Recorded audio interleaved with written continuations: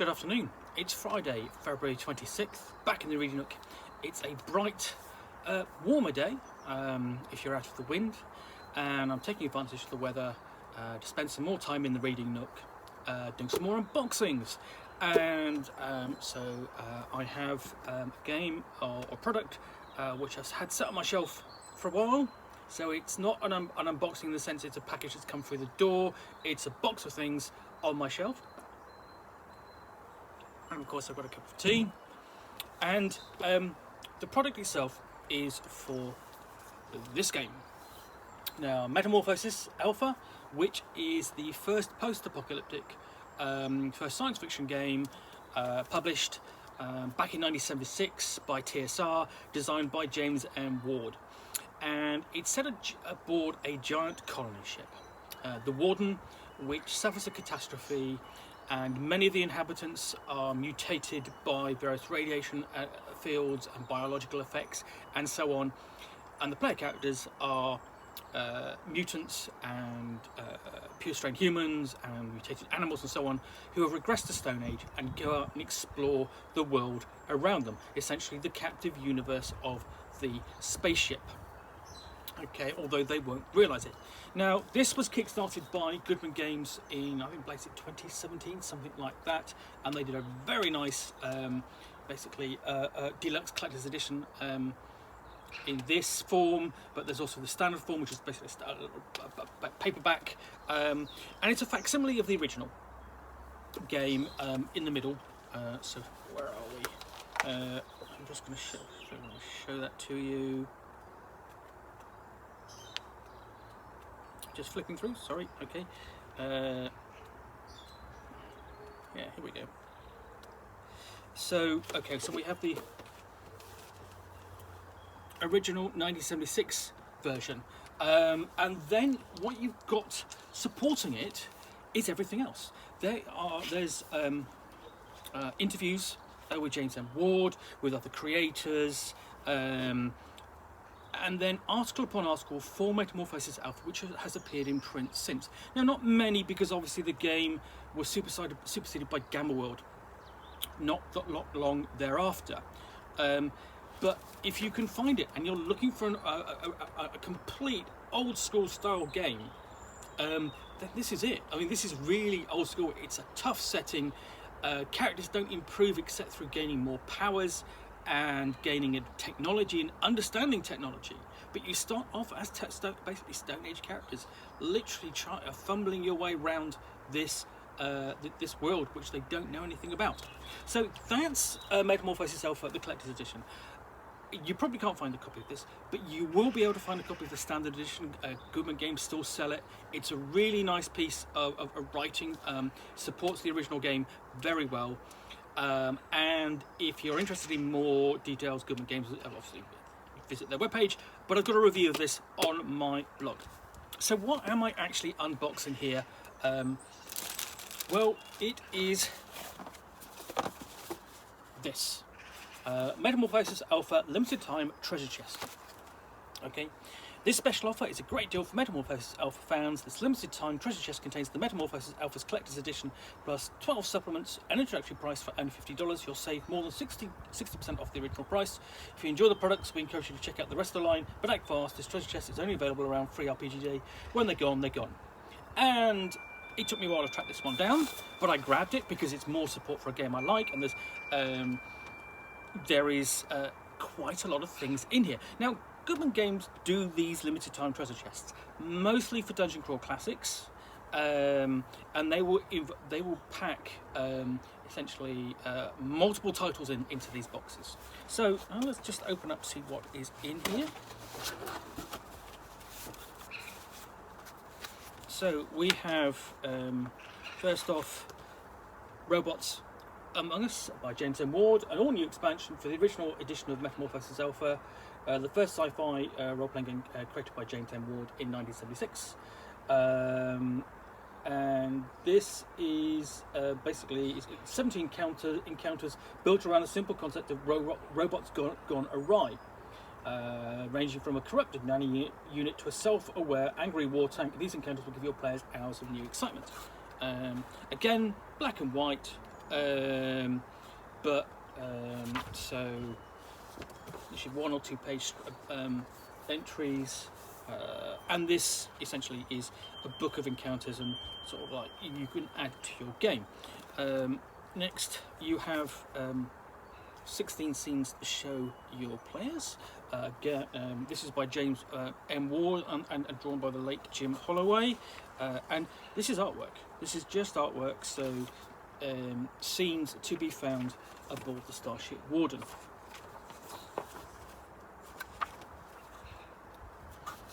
Okay, and more, and that's all it is. I mean, this is an extra expansion that would have been part of the Kickstarter, I'm presuming, because it's obviously not on sale. There's no price on the back. With a Long Hard Mile, again James M. Ward, but this is a solo adventure, and you play Look Scar, mutant humanoid character. He has poisoned claws, radiated eyes, physical reflection, regeneration 2 points an hour, mental control, and mental blast. And the character has the normal equipment for a primitive village, including longsword, dagger, canteen, backpack, ground cloth, sleeping bag, travel food, fire starter, shield, extra books, and a cloak. So that's the kind of level you are looking at in terms of technology. And this is a short adventure. It amounts to, let's have a look, 20 issues. And you've also got Scarlock, human character, as an alternative there. And you play this obviously using the Metamorphosis Alpha rules. And then we have the James and Ward being very busy because this is the captain's table, and again you've got the fantastic handouts on the back. You know, just great illustrations. You know, what can you see, which bring the world of the Warden to life. Player handouts. So let's have a look at the front. It's designed for use for Metamorphosis Alpha, suitable for 6 to 8 characters, and it's adventure. Yeah, I mean, you know, if you've got this box set, you're adding a great deal to the setting. And there's new creatures, new destinations, exploring cargo bays, and what things can be found there. And there's a map of the location, so that it kind of reads a bit like an adventure for Mutant Crawl Classics, to be honest. I mean, and that's primarily because of the artists being used and the art style and the look of the handouts, because obviously Goodman Games is going back to its studio of artists. The Level of the Lost is an adventure by Michael Curtis. Again, nice clear map on the back, and essentially it's a formerly sealed section of the Warden, now open for the first time since the catastrophe generations ago. The player characters are the first to explore this new region, a secured, preserved home to a myriad of mutated clones of dinosaurs.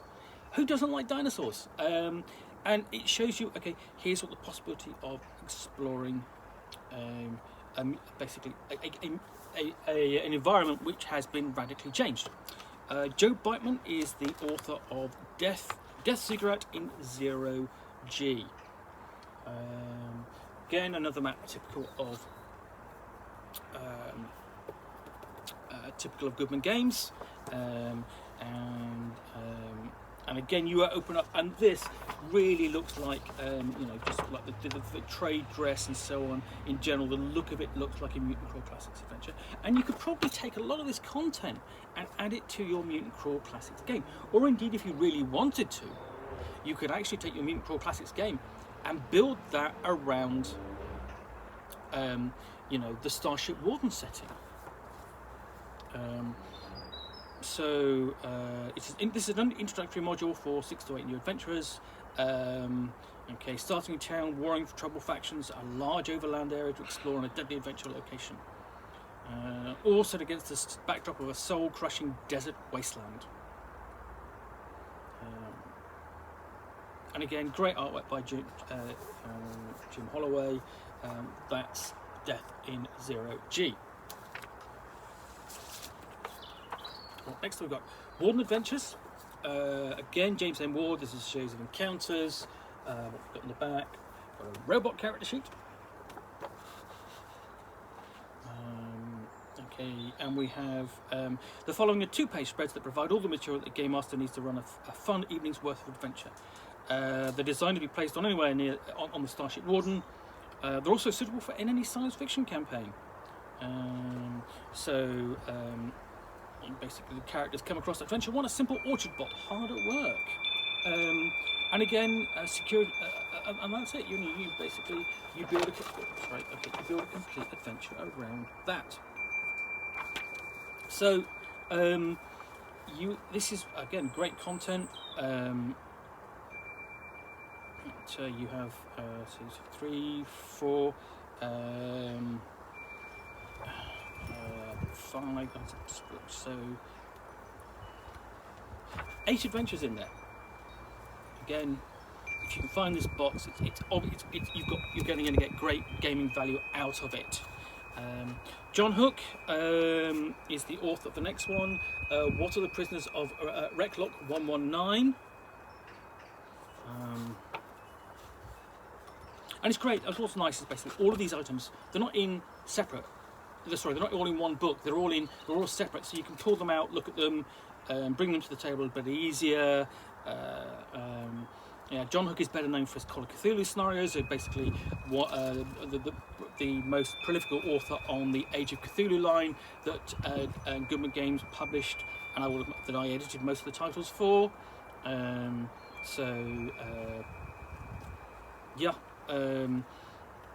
So basically, as much as the Goodman Games turned to the original design of the game, James M. Ward, to add to the content of this box and the more support for his creation, they also turned to the studio of authors, Michael Curtis, John Hook, and so on.